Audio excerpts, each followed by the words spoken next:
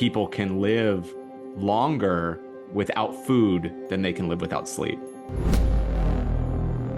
Your sleep today will not be as good as it was a decade ago. When people get insufficient amounts of sleep, they're at greater risk for hypertension, they're at greater risk for heart attacks, strokes. Welcome to Apple Finch Pudding, your gateway into the world of science. Today's scientist is Aric Prather, a professor of psychiatry at University of California, San Francisco. His work focuses on the impact of sleep on physical health and emotional well-being. Aric is also known as the author of the book, The Sleep Prescription. Welcome, Aric. Thank you for having me. Before we start, do you have a fun science fact for our listeners? Yeah, I was thinking about this and kind of sleep science facts that I think, are just kind of impressive. I think one of the things that's so interesting is that sleep, or, to some extent rest, is really conserved across species. And so, but because of the environments in which they live, they've had to kind of evolve or adapt. And so I think one of the interesting, there's two, I was going to give you two interesting science facts. The first is that, dolphins sleep, but because they have to breathe oxygen from the air, they have hemispheric sleep. So only half of their brain is sleeping while they're, at any given time, so that they can still come up to get air. So I think that's an incredible adaptation. The other one that is interesting, again, with animals, is that the amount of sleep that an animal needs is kind of inversely related to their weight. And so smaller animals need much more sleep than bigger animals in general. And it actually varies by whether they're carnivores or herbivores, which is interesting. And so there's like these kind of interesting evolutionary, pressures that drive sleep need in some way. Bigger animals need less sleep. And the thought is perhaps that, they may be more at risk of being hunted, or they need to be out and do that. And it's just kind of an interesting factoid to me. Yeah. Maybe to the listeners, who knows?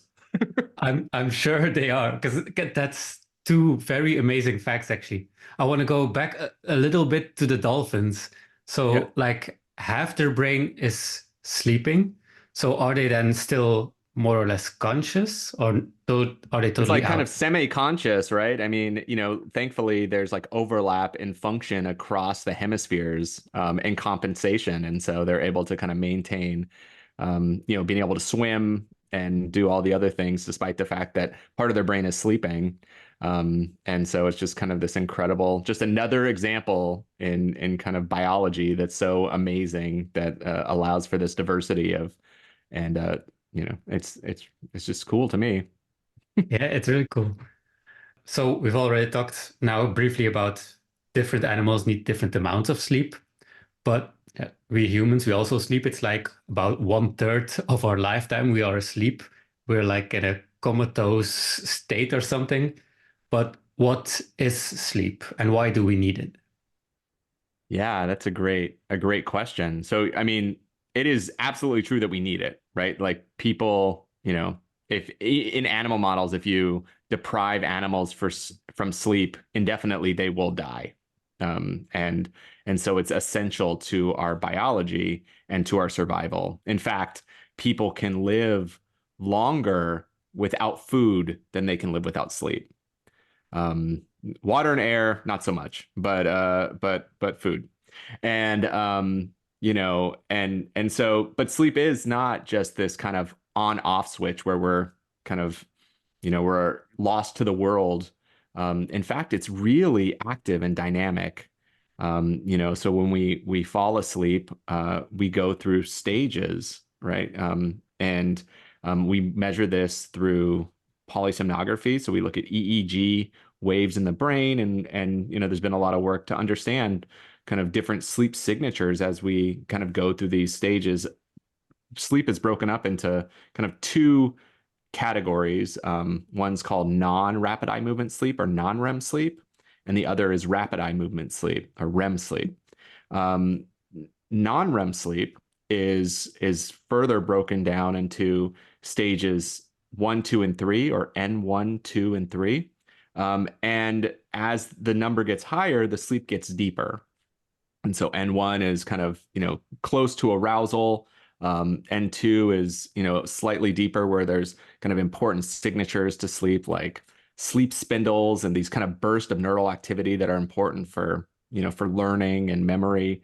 And then N3 is composed of kind of these slow oscillating waves, all called slow wave sleep, that are thought to be kind of this nourishing, restorative aspect to sleep. And so we kind of travel through these basically in like 90-minute cycles, kind of dropping down from N1 to 2 to 3. And then we might go into rapid eye movement sleep or REM sleep, which is synonymous with dreaming sleep, but also plays important roles in kind of cognition and memory. And then we'll maybe wake up for a moment, drop back into sleep, and kind of rinse and repeat throughout the night. Though the kind of distribution of these aspects of this kind of sleep architecture changes across the night. So in the first half of the night, it's disproportionately this N3 slow wave sleep. So like most of the restore this quote unquote restorative aspect of sleep happens in kind of the first half of the night, where the second half of the night is less of that and more of this rapid eye movement sleep or REM sleep, which is why if people kind of remember their dreams, it usually happens kind of in the early morning hours, close to their awakening time for the day. And it's just because, probabilistically, you're more likely to wake up out of REM sleep, right? And so you'll thus be having a dream and remember it and be able to kind of log that in your consciousness. And so this kind of way that it's broken up this way I think is probably important, and in that if we deprive people of sleep, so I help we run a sleep laboratory at UCSF, and we'll do studies where we deprive people of sleep for the night and like kind of see what happens to them and things like that. And when we do that, and then we let them have kind of a recovery sleep where they're allowed to sleep, after they've had this deprivation, they almost immediately drop into this slow wave sleep, like much more quickly than you would otherwise. And kind of the implication that we think is like, the body is really trying to compensate and suggest that this is just such a fundamental piece of our sleep biology that there's a preference for that under conditions where sleep seems to be less reliable or deprived in that way. And so, all of that happens when we close our eyes, right? It's like a very dynamic process. And so what is the function of sleep, and why do we need it? And I think it's very clear from all of the decades of sleep research that it's not just for one thing. There's not like one reason, because it does so many things, right? A lot of the work that we do in my lab focuses on how sleep is related to our immune system, right? And it seems that, when people get sleep, our immune system is more robust. There's clear data to suggest that sleep is important for cardiovascular health. I mean, there's tons and tons of population level epidemiology that supports the idea that like when people get insufficient amounts of sleep, they're at greater risk for hypertension, they're at greater risk for heart attacks, strokes, mortality from cardiovascular events. And then it's clearly related to our metabolism. People that get less sleep tend to kind of have poor ability to regulate glucose and insulin, and so kind of can push people towards things like type 2 diabetes. It's associated with weight gain over time when people get insufficient amounts of sleep, and some of that we've kind of learned from some kind of really elegant kind of neuroscience type projects where we've kind of looked at people in the fMRI scanner and their brain activity of certain reward pathways. When people lack sleep, it tends to kind of push people towards preference for foods that are higher in caloric density, right? When people are, and any of the listeners can probably relate to this. Like, you have a bad night of sleep, you're like not interested in that salad, right? Like, you're interested in like that extra slice of pizza or that cake or whatever. Like, it just, and that's part of the experience. And if that happens over time, right, like it's going to end up having some consequences for your physical health. And then I think probably the one of the most exciting areas in sleep research currently is with respect to the role that sleep might play in helping clear metabolites out of the brain, right? So, several years ago now, some kind of basic researchers had identified what's now called the glymphatic system, which is kind of a waste system in the brain that we didn't know was there before. And it's really amazing that when animals or humans are sleeping, kind of the fluid, the cerebral spinal fluid that we produce in our brain, it kind of there's more room to kind of bathe the brain, and actually helps remove a lot of these metabolites that build up throughout waking. And one of those metabolites that seems to be removed is A beta protein. And A beta protein is the protein that has been implicated consistently with the development of neurodegenerative diseases like Alzheimer's. And so, this idea that sleep may play a fundamental role in this clearance will help potentially explain why there is a fair amount of epidemiologic data to suggest that people who don't get enough sleep, people that have sleep disturbance, might be at risk for the development of these neurodegenerative diseases. Now, that's not causal, but we now have a potential mechanism through which this might be happening, if in fact that's a true relationship.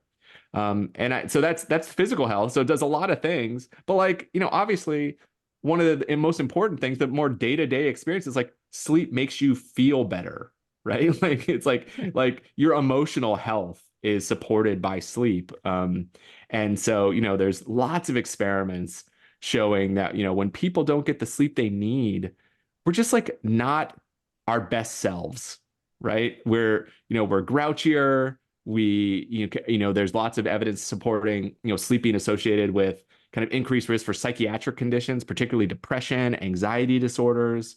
We've done, a variety of different studies focusing on stress.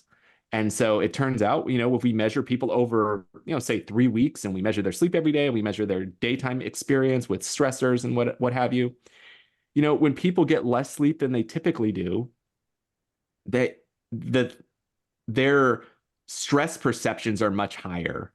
And the types of stressors that they kind of select into in their lives are actually more severe. So, people are more likely to get into arguments with their partners, or have a fight with their kids or their coworkers, or get in a fender bender, accident while they're driving. I mean, there's lots of things that, can happen out in the world that may in fact be related to the amount of sleep that we get. I always, so I also, in addition to running this laboratory, I also run a clinic at UCSF where we treat people with insomnia.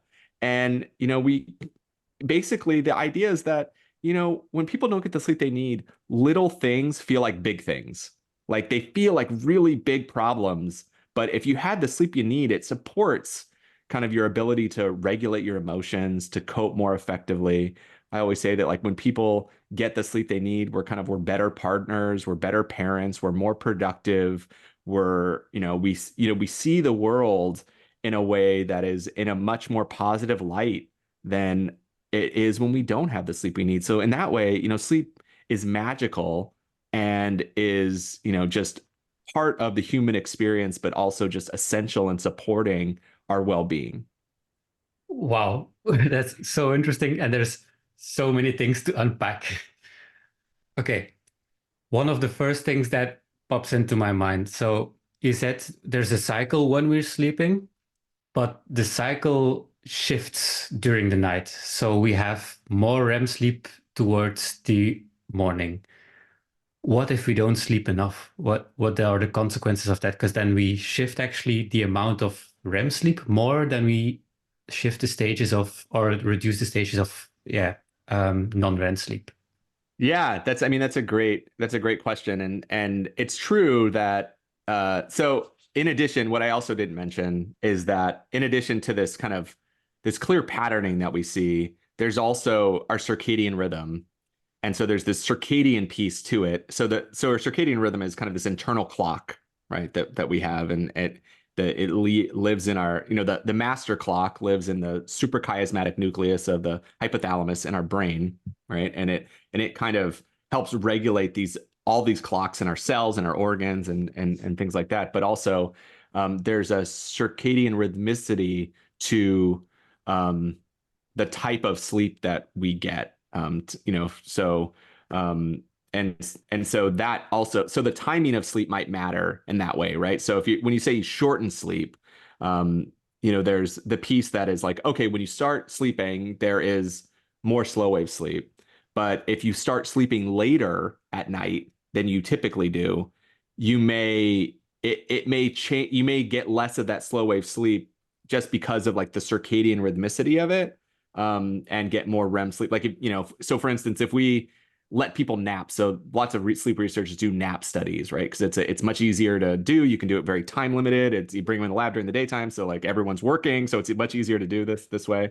But you have to be careful about when you bring people in, because if you if you do naps in the morning, you may, if you're interested in looking at slow wave sleep, for instance, like it's very unlikely that you're going to get it, because there's this circadian rhythmicity where people are still making more REM in the morning, even though they're not sleepy, even, all these other things. But if you did it in the afternoon, you would be more likely to be able to get some of that slow wave sleep and maybe a little bit of REM sleep. And so, it affects kind of the scientific question that you're trying to address because of this rhythmicity that's like endogenous to our system. But it's true, though. I mean, either way, if you truncate someone's sleep opportunity, it's likely going to short them on some of this sleep. And usually, if it can be REM sleep, it can be slow wave sleep. I mean, you still will get some, and it varies over time. Like if you did it, kind of deprive people like multiple days in a row, that distribution will change as your body kind of is trying to like frantically figure out how to make the right amount. But yeah, I mean, that can have detriments. I mean, the same way, like, there are medications, for instance, that like suppress REM, right? And so, people, and I'm certainly not an expert in this, because I'm not a psychiatrist or what have you, but, people will, in our clinic, they'll be taking a medication and then they'll stop, and they'll start reporting like they haven't had dreams in years, and all of a sudden they're having these dreams, right? And so, and it's the only thing that's changed is the medication that they're taking, and who knows what that means for their daily functioning.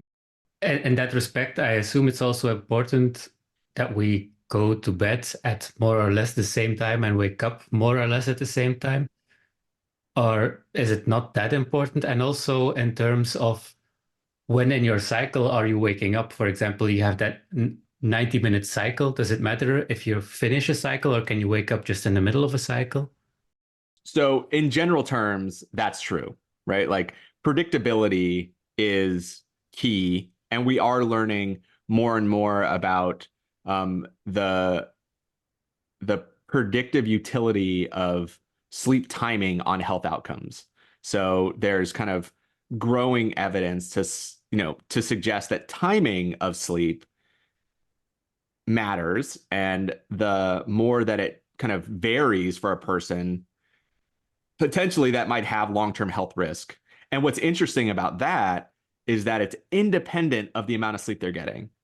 That it's not just, well, their timing's different, so their amount of sleep they're getting is different on day to day, and so they're probably getting shorted on sleep, and so that matters. Like it's there's something literally about the timing, like the circadian aspect of it, that is beginning to come to the forefront in a way that we didn't quite understand before.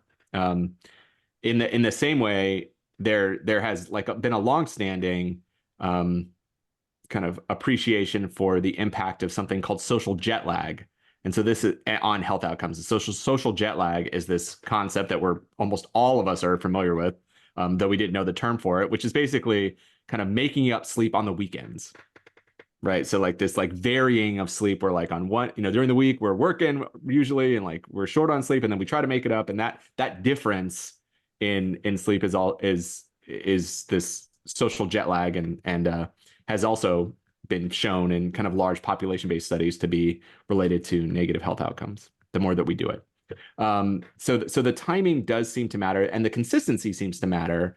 I only paused in the beginning because you know, a lot of the work that I do, and you know, you mentioned the book that I wrote is around helping people sleep better, and it's focused on mostly on people that have insomnia, right? So insomnia is this kind of inability or difficulty falling asleep or staying asleep, waking up too early, kind of having symptoms during the daytime because you're not getting the sleep you need, and it's happening regularly. And one of the pieces that is you know, baked into that is kind of this anxiety about your sleep, right? Like this like feeling of unpredictability in your sleep, and you know, feeling like your sleep is broken, and that distress, right? Like how to fix it actually starts to kind of get in the way of how sleep works normally.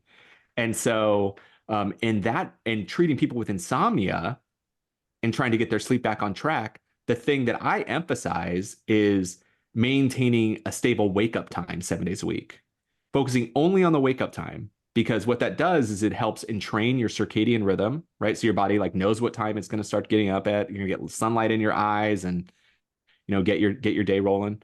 It also sets in time this other thing that regulates your sleep, which is called your homeostatic sleep drive. It starts that kind of to build up this sleepiness that is really important for kind of, you know, making your body experience sleep need and getting to sleep easily. And so, you know, maintaining that is really fundamental. Where I veer away from this idea of setting a stable bedtime, and largely that's because if you set a stable wake up time in general, because our days aren't so different from one another, you will get sleepy around the same time each night, right? Like it's like, you know, and it, you know, and so you don't really have to worry about that. But if you set a bedtime, then for people that are having sleep problems, it can actually kind of work against you, right? It can increase your anxiety because like you're constantly monitoring whether you're getting sleepy as it gets closer to this scheduled bedtime. And so I, though the data would suggest that like that type of stability is really helpful, if people are having sleep problems, it's really just about focusing on that wake up time and not getting into bed prematurely early unless you're sleepy. And you know, over time, it will kind of begin to work itself out. So, um, so that all that was just, you know, I just want to make sure that that was said. And now, you know, in my kind of long-winded answer, I completely forgot what the second question was. The second part was, does it matter where in your sleep cycle you wake up? Can you Oh, yeah. wake up in the middle or at the end or? Yeah. I mean, it does subjectively matter for people. I mean, I think the most extreme example is when people wake up out of deep sleep. So if anyone has had that experience, it usually happens when people are taking naps, where you'll take a nap and it'll be, you know, longer than it probably should have been. And when you wake up, you just feel like garbage. Like you feel like way worse than you did before you needed to take the nap. And that is something called sleep inertia. And that is because you kind of ripped yourself out of deep sleep. Okay, so that's just like it's hard to come back from that. So that does matter. I mean, luckily for most people, like right, we don't have much deep sleep in the towards the morning hours, and so that doesn't happen.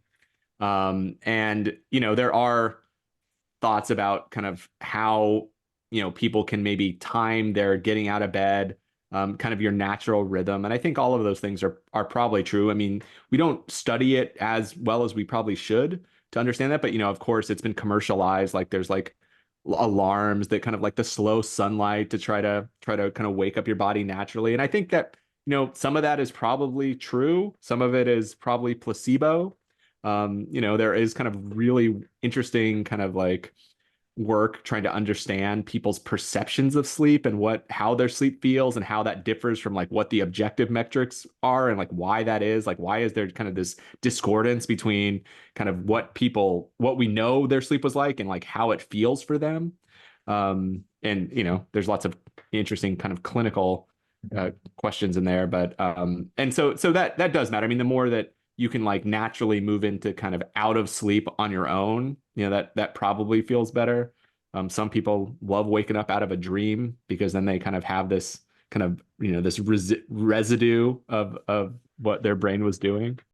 So, yeah, but deep sleep is definitely the worst. So, Based on your experience, is waking up by light that's increasing, is it a placebo effect, or do you think it's something real? I mean, I think it is probably real in that it's because it impacts probably your circadian rhythm in some way, right? Like it should begin to decrease the amount of melatonin that your brain is making. And I think anecdotally, for me, it feels better. How about for you? Does it feel better for you? Yeah, actually, it does. Yeah, no, I mean, I don't know if there's like it's probably a mix of the two. I mean, also, I think the timing of which the alarm is set is probably really important, right? Like, I mean, so one of the things that's interesting is that um, oftentimes our circadian rhythm is not perfectly aligned with our wake up time. Like most people, they're still making this kind of melatonin and their alerting signals are not quite at where you'd like them to be when you wake up. And so most people like need a little bit of time to kind of get going. And some of that is, just motivation and, getting that caffeine or what have you. But also some of it is like this endogenous signal, like starting to do its thing. And I think probably the more you can figure out how to kind of move those things around to what is a better fit for you might align it so that it does feel more restorative. So I mean, I guess the point is like if you did a light alarm like 2 hours before you wanted to wake up, like it probably is not going to feel great no matter what light is happening, I guess is the point. That there is like a little bit of tailoring that is likely to optimize it for you. Yeah, I can imagine if you have to wake up a few hours early, it's not great, whether there's light or not. No, yeah, exactly. You also mentioned that during the night, we every so often we wake up. That's Yeah. something that I personally notice a lot. I wake up a lot during the night. I don't lie awake for a long time, but is it bad or because I envy some people that say that I'm going to bed and I wake up in the morning, and I would like to have that one day. Is there something you can Yeah. recommend? Well, I mean, right. So, I mean, first, I'll say it to you and to your listeners, like that is completely normal. Like people Mm. wake up a lot of times throughout the night, and oftentimes we do just kind of roll over. Some people do it, for whatever reason, remember it more. So even these people Mm. that say that they just like go to bed and they just like wake up the next day, like they are waking up, their brain is waking up. They may just not be logging the memories of them. And but I mean that doesn't change the fact that when people have fragmented sleep, like multiple awakenings during the night or multiple, single awakenings, but like awake for a certain amount of time, that can kind of it makes your sleep like not feel as restorative, right? Like Mm. you just Yeah. don't feel as good as when it's consolidated. And so, there are things that can be done, right? I mean, this is kind of a general response and it probably matters on, for an individual. But I mean, and I will also say that this fragmentation um, increases as we age. So, basically for most people, like your sleep today will not be as good as it was a decade ago, like like It's everything really with bad age. news. That's bad news. I want my sleep to improve. Well, we can definitely. So, but that being said, those are like age related changes, right? But there are also things that create problematic sleep that are not due to age. And so there are probably lots of targets for everyone that they can do to kind of improve their sleep. But, all things being equal, right? Like if we remove that, like sleep kind of becomes more fragmented as we age. Um, we also get less slow wave sleep as we age, which is interesting. But uh, for many people, like so things that cause fragmentation, is so like the sleep environment is important, right? So, like these are just the simple, straightforward things, right? Like so does noise contribute to it? Does kind of the bedding or heat, temperature contribute to awakenings? Is there kind of light exposure that contributes to the awakenings. Like those are things that people can kind of like pretty immediately say, "Yo, yeah, like I do wake up sweating. That's a thing." We're like, "Yeah, there is traffic outside that wakes me up." I can see that you're kind of in a forested area, so maybe it's Yeah. wildlife. I don't know. And so, but then after that, I mean, it's like, okay, well, is there anything that you're putting in your body that is contributing to fragmentation? So, like the biggest culprit is typically alcohol. So a lot of people use alcohol before, in the evening. Some use it to help them get sleepy, but we know that, alcohol consumption prior to bedtime, actually suppresses REM sleep in the beginning of the night. And so as a consequence, people get kind of maybe a little bit more slow wave sleep or other aspects of sleep. And then this leads to like a REM rebound that people have in the second half of the night and more fragmented sleep. Also, when people kind of consume higher amounts of alcohol, there's the metabolism that goes on with that, and it can lead to some thermodysregulation, right? So people might sweat a little bit more, and it just leads to more fragmented sleep, right? So that's always something. And then there are other things that people consume that may also contribute to this, right? So like at least so I live in San Francisco. Today is April 20th. And so cannabis in this area, this is like the celebration day of cannabis in in Really? in the US. And so in San Francisco, it's like there's like a whole big party going on. And it turns out like those types of substances, THC, the cannabinoid system might also contribute to this. Caffeine also leads to fragmentation, and for individuals that are sensitive to caffeine, it can be a real problem, and they may not know about it in this way that the half-life of caffeine is about 6 hours. And so, if you have a kind of a double espresso at 4 p.m., at 10 p.m., you still have a single espresso in your system, right? So that turns out that can make it difficult for people to fall asleep, but also it can lead to more fragmentation throughout the night. And then, I mean, I think the other thing that people can try and what we do clinically as a way of trying to consolidate people's sleep is to actually move people's bedtime later. And so this is often kind of counterintuitive to people when they have sleep problems. But what we're capitalizing on is this homeostatic sleep drive that I mentioned earlier, right? So I think of it as it's kind of like a balloon that builds up with sleepiness throughout the day. So you kind of wake up in the morning and you slept and your balloon is flat.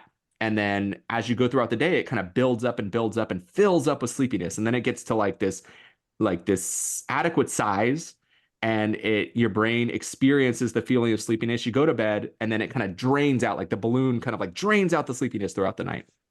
Um, Oftentimes to kind of reduce fragmentation in people's sleep, we'll push their bedtime later, and usually we use like a sleep diary to try to estimate like what, it depends, but and we can kind of, but either way, you can kind of push it back, say an hour, and what that will do is it will like make the balloon that much bigger, and it should increase kind of your amount of sleepiness and reduce the amount of fragmentation that you experience throughout the night.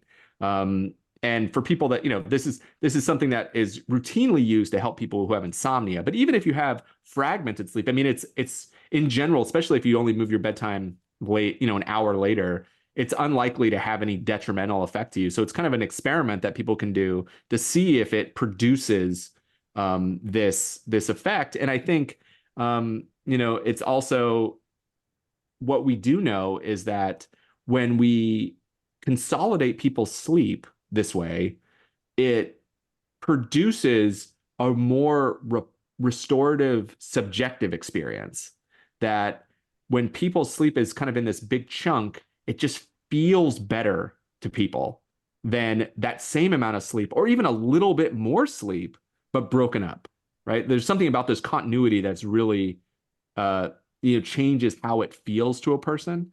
And so it's worth trying. I mean, so that would be like another thing. So like, environment things, substance things, try this, pushing and see maybe collectively they may contribute to that. And I mean, lots of people have lots of reasons why they have fragmented sleep. And, some people are worried about it. Some people aren't. Sometimes it's pain, sometimes it's having to use the bathroom a bunch of times. Like there's lots of reasons. And so that's where kind of some of the individual tailoring comes in. One of the things that I heard pop up a few times over the last few, days, weeks, is the importance of temperature during sleep. Why is the right temperature so important? Yeah, yeah. So to sleep well, your core body temperature needs to drop. Okay. Okay. And so to help facilitate that, you tend to want a kind of a cooler bedroom Mm. or sleeping area. And so, I don't know how to convert it to Celsius, but it's like in Fahrenheit, it's like, we shoot for somewhere between, 63 to 67, The somewhere the in there. conversion is also really weird. It's like minus 32 and then divide by 1.8 or something. It's Right. Yeah. Yeah. um, But for there's people like who you could want to Google, know, they can convert it. yeah, they can Google that calculator. It and that seems to be in general kind of the best for people. Obviously it varies, right? And of course, like m many people throughout the world like sleep with a bed partner, and so then there's the negotiation around the sleeping environment. But yeah, and that helps facilitate that.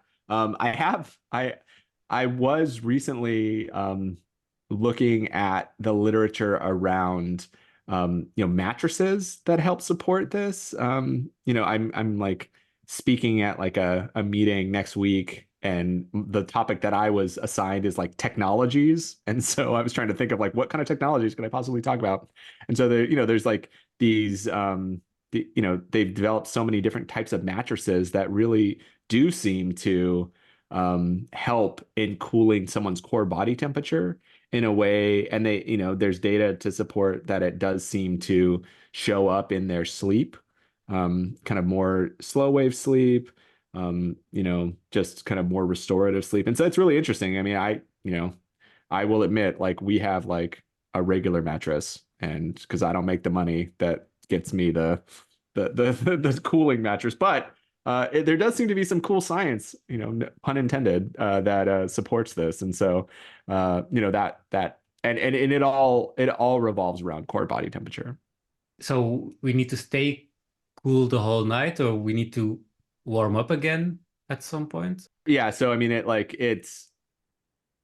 your temperature will rise and there's like some circadian rhythmicity to this. Mhm. And so, and it's certainly true that, people tend to report feeling cold in the early morning hours when they don't, even if the temperature doesn't change dramatically. And then that has to do with kind of the way in which your core body temperature is changing. And so, I don't know if there's like a great hack for that, like to like cool yourself and then warm yourself up. I mean, maybe there is, and maybe there's a market for that. Maybe that's what these mattresses do. I don't know. But it's yeah, I mean that is what happens. I mean, it does rise again, and that does seem to be part of the natural cycle of sleeping and waking.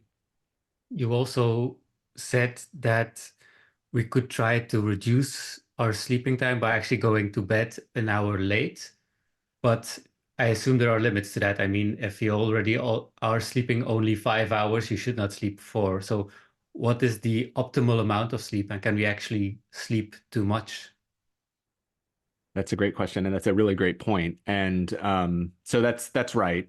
I mentioned that as like a way to try to see if that will lead to more consolidated sleep.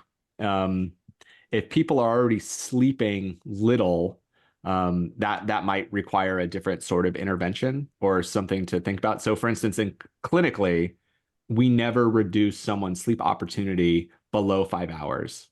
And even when we do it to 5 hours, we also make sure that, there's like safety put in place, right? Like, obviously safety is much more important than kind of this kind of strategy. And so in some cases, people won't drive during this treatment. It's also not recommended. This kind of time in bed restriction is generally not recommended for people that have epilepsy because it can potentially bring on seizures, people that have been diagnosed with bipolar disorder, because there is some literature to suggest that like sleep restriction might bring on manic episodes, things like that. So it's, you don't want to just, it is important to note that.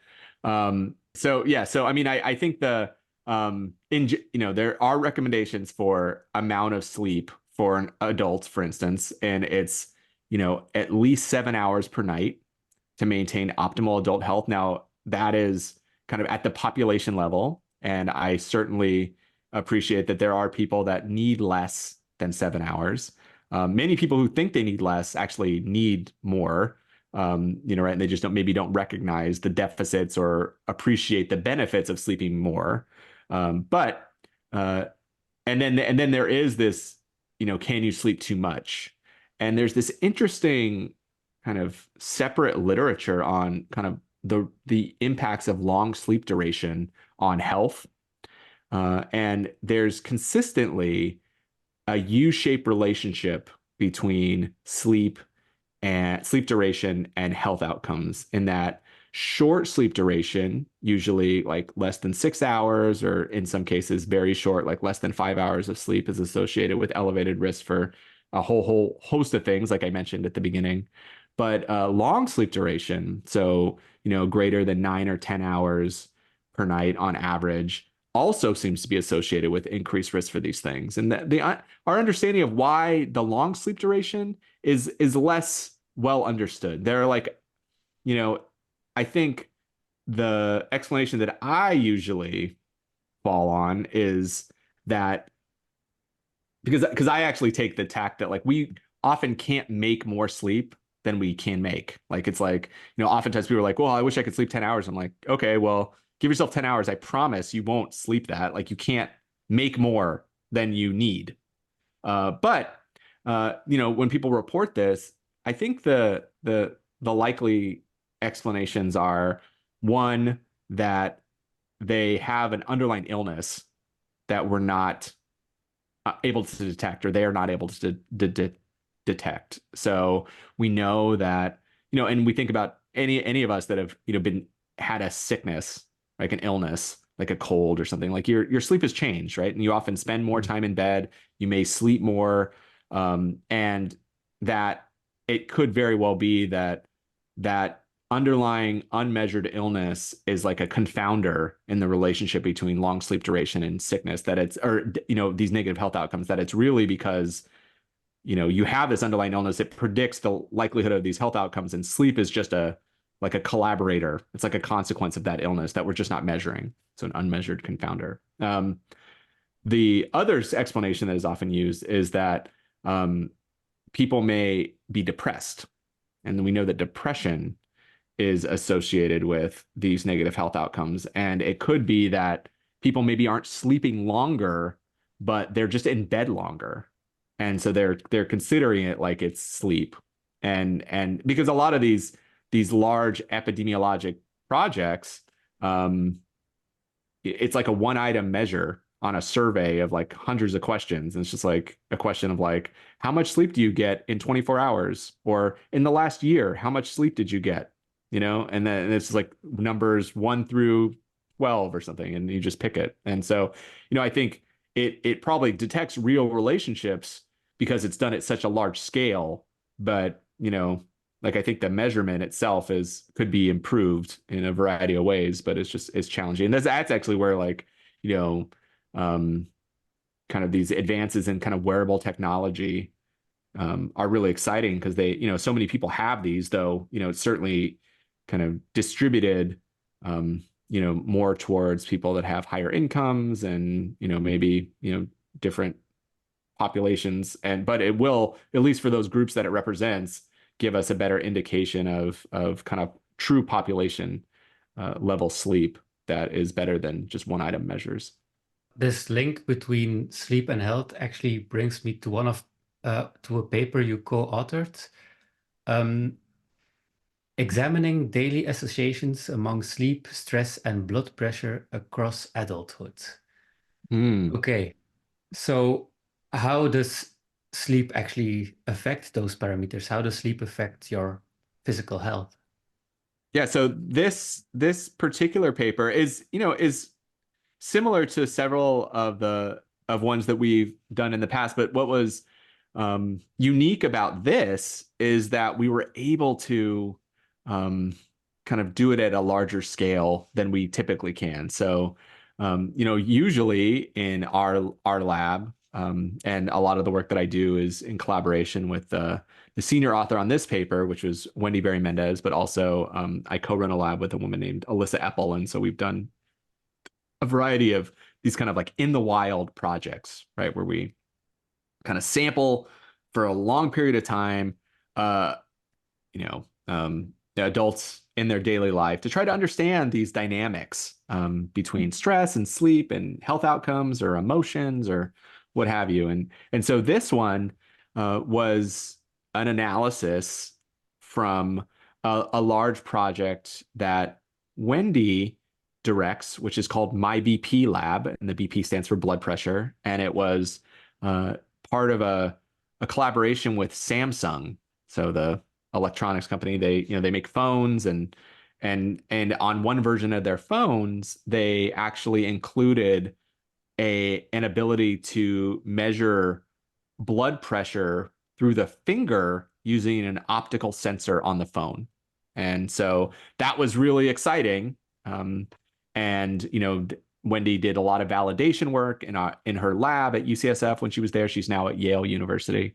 And so, we had a good understanding of measuring people's ambulatory blood pressure with this tool. And so once we had that, then we were able to, create a platform so that we could learn more about people's kind of daily experience, whether it was stress or sleep or, all these other things that as psychologists we're really interested in. And so this particular project was allowed us to try to understand the relationship between kind of how people were sleeping, their stress during the day, and then their blood pressure. And we focused specifically on blood pressure when they woke up.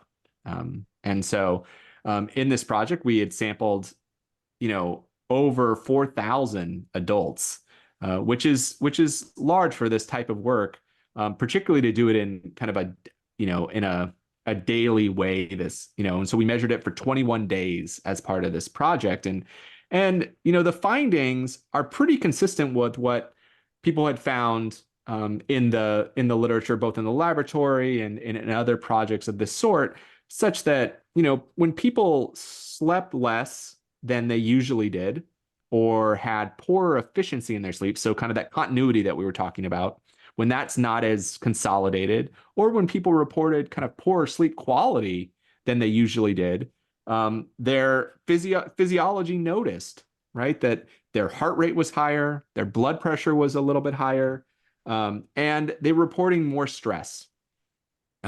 Similarly, when people had kind of higher heart rate or blood pressure or stress, that also seemed to be related to how they slept that night, right? So there's this bidirectional association through which stress and sleep and physiologic outcomes like blood pressure are related. And I think we've gone on to kind of look at this in other samples, and we find kind of consistent patterns. I mentioned earlier the kind of this link between kind of not sleeping well and people selecting into more stressors. And I actually think that people, and this is something that we're still trying to test, is that it seems like there are certain people for which this is true, like people where sleep and stress seem to be more tightly linked. And I think among those people, that might have kind of a wear and tear on their body, right? Maybe because there's just, there's nothing intervening to kind of break that link.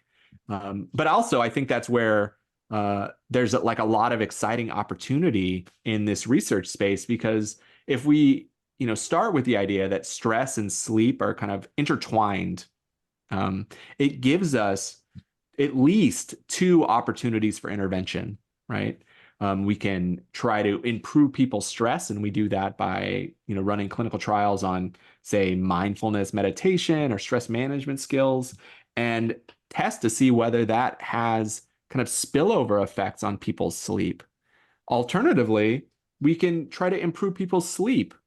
And we do this by, if people have insomnia, we can use kind of the gold standard treatment like cognitive behavioral therapy for insomnia, which has been shown to be, incredibly effective in improving people's sleep quality and how consolidated their sleep is. But we can also do things like sleep extension, which is kind of trying to figure out how in their environment we can kind of move things around so that people can get more opportunity for sleep. And then we can see whether that improves their ability to cope with stress throughout the day. And maybe those things will have downstream effects on things like blood pressure. So in this study that I mentioned, we see these associations, but what happens when we move that around? Does it make a difference? And we're still trying to test those associations. Small scale randomized clinical trials do suggest that would be effective, but can we scale that? Can we scale that to populations and make kind of a meaningful impact on cardiovascular health? That is something that we're still pursuing, and others as well. One of the treatments that you said was cognitive behavioral therapy, but what does that mean exactly? Cognitive behavioral therapy is a package, a treatment, a manualized treatment. There's cognitive behavioral therapies for lots of different things like depression, anxiety, obsessive compulsive disorder. It's really a strong, empirically evidence-based treatment that people like clinical psychologists and other trained professionals can deploy. In the one for insomnia is a little bit different in that it is more behavioral.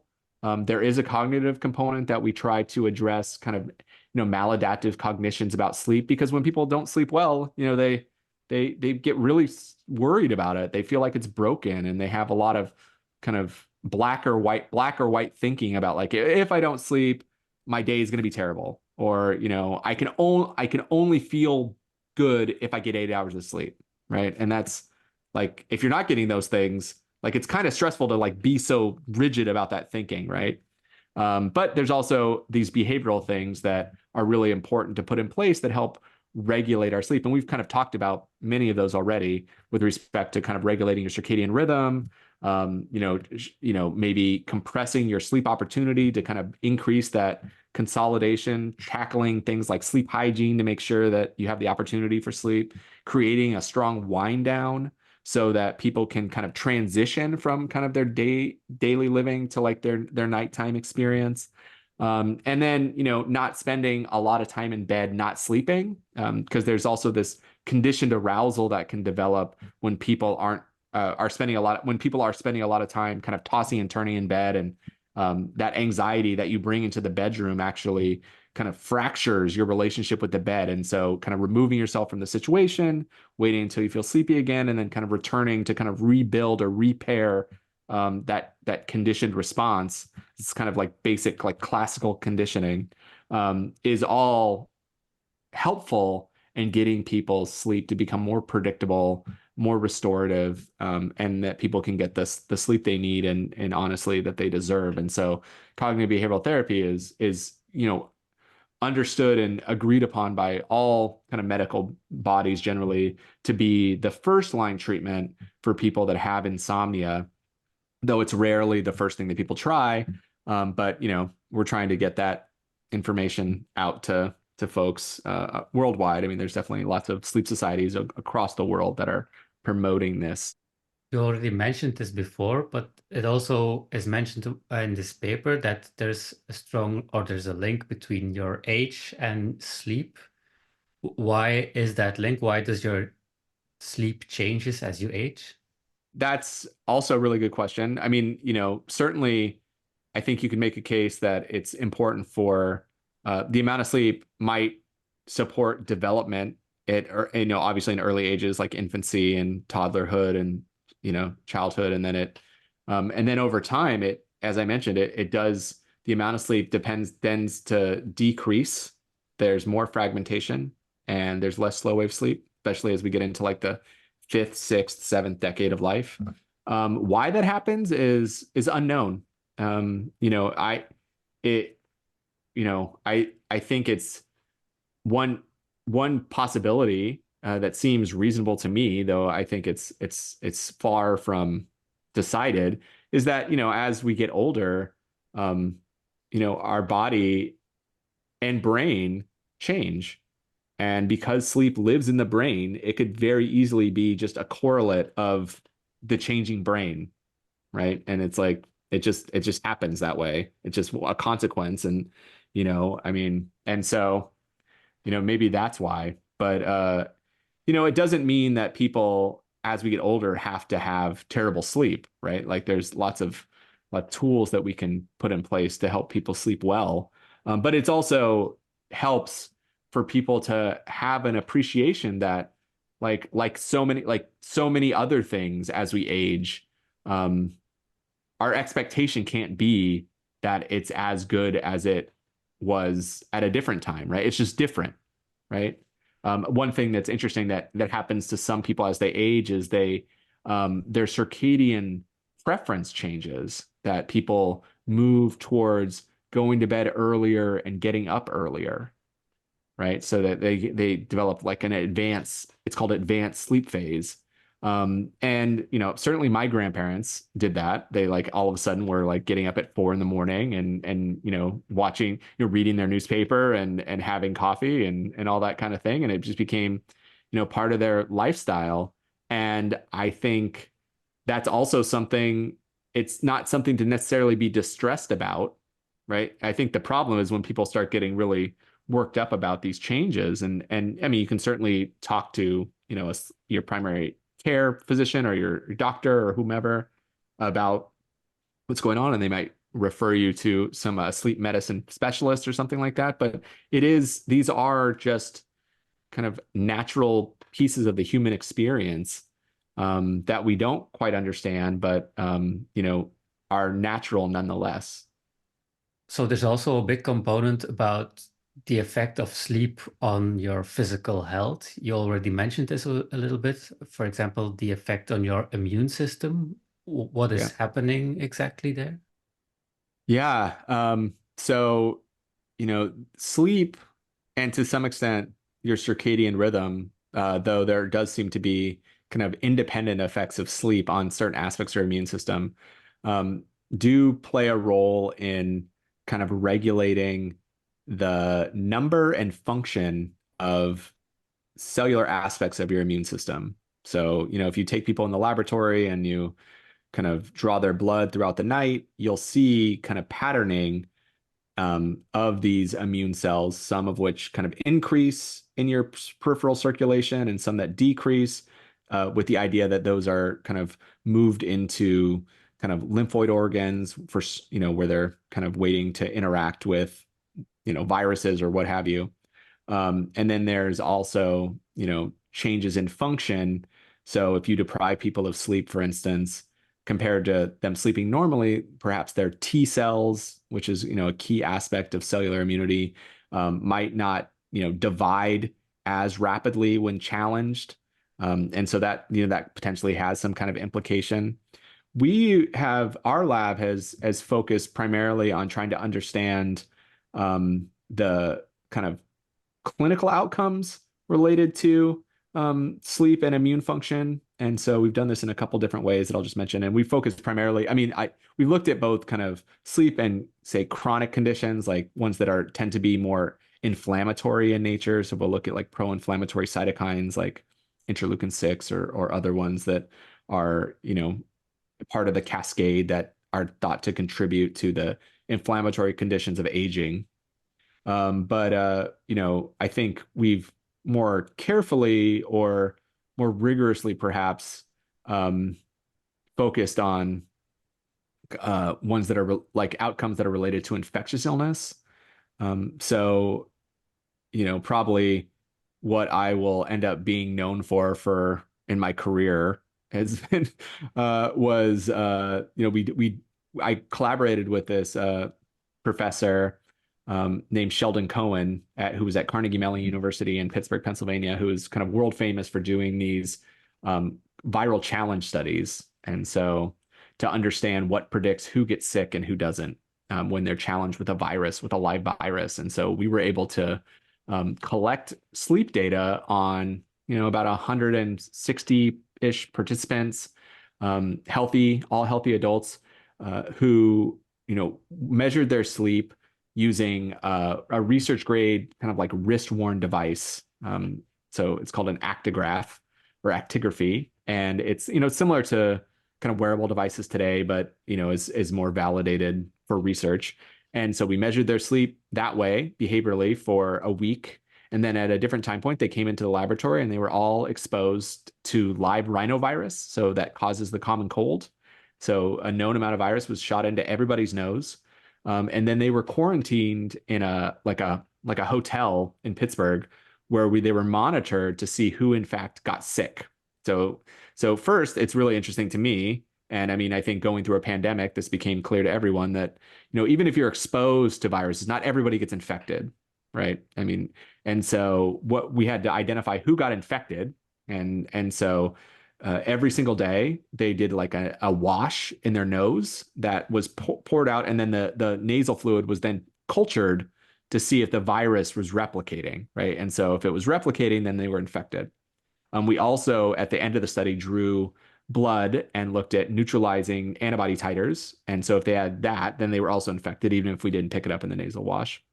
And then we checked if people were infected, and then we checked if they developed symptoms.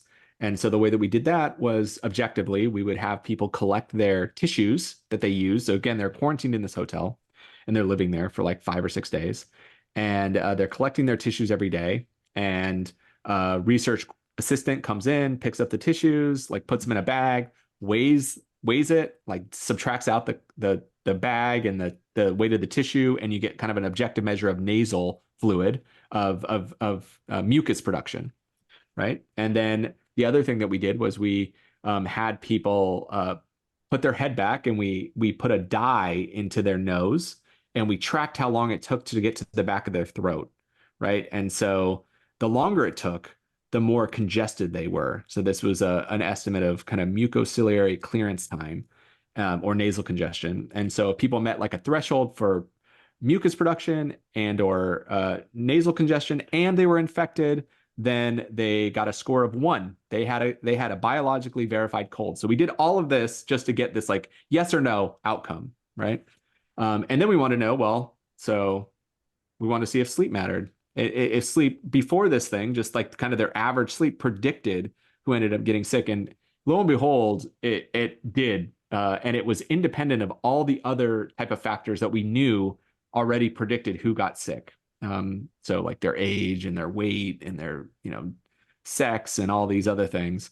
And so it turned out that people who slept less than 6 hours per night on average, based on this like research grade device, were about 4 times more likely to get a biologically verified cold than people who met the recommended amount of sleep, so more than 7 hours.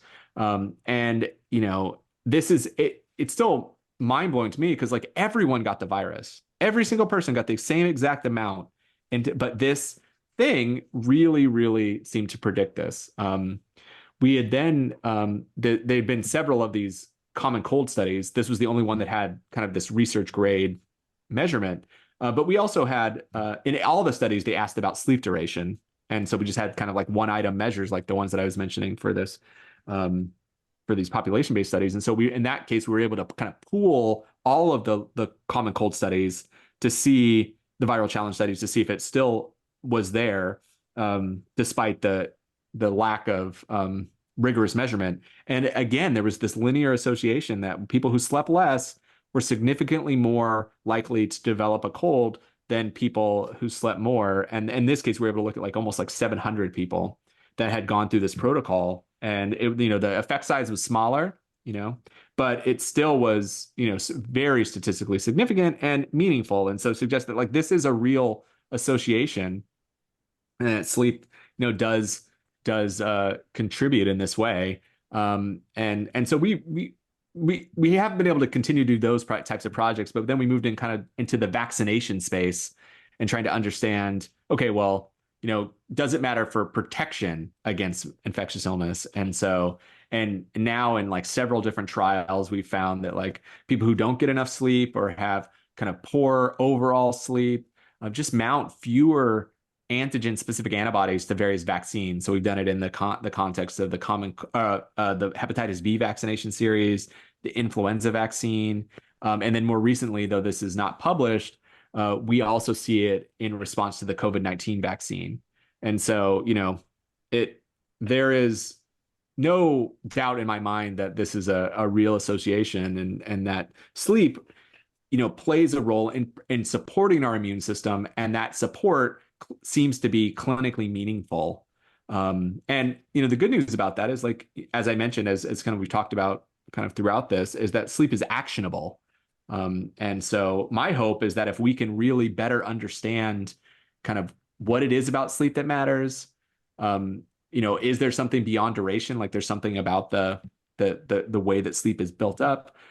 Is it the timing of sleep matter relative to a vaccine? Like, that could be pushed into policies around how we advertise, or public health messaging around ways that we can potentially enhance the effect of things like that. And this is just one example, but I do think that sleep is something that we can improve upon, that can have meaningful impacts in human health in the future.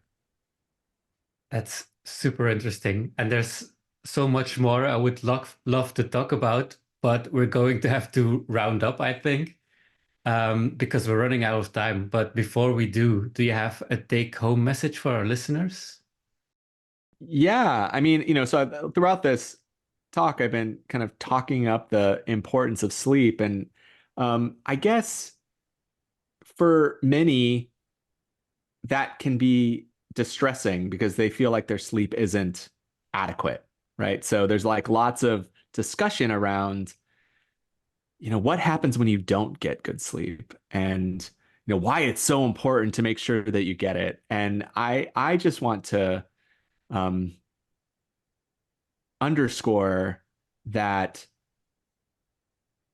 even if you are having kind of the worst sleep that you can imagine, your sleep system isn't broken, right? That there are opportunities to improve it, and it's not some kind of, foregone conclusion that you are going to experience these negative health outcomes. First of all, a lot of this is like population-based information that doesn't really focus on the individual.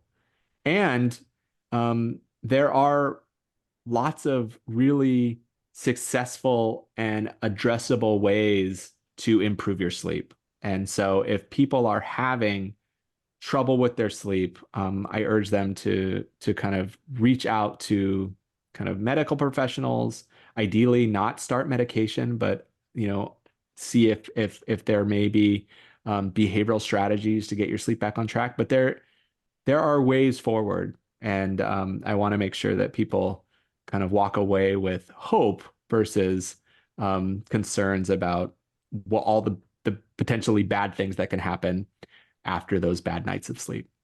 I already feel actually comforted because I know that sleep is not broken. So I think even knowing that it's not broken might help you sleep more easily because nothing's wrong.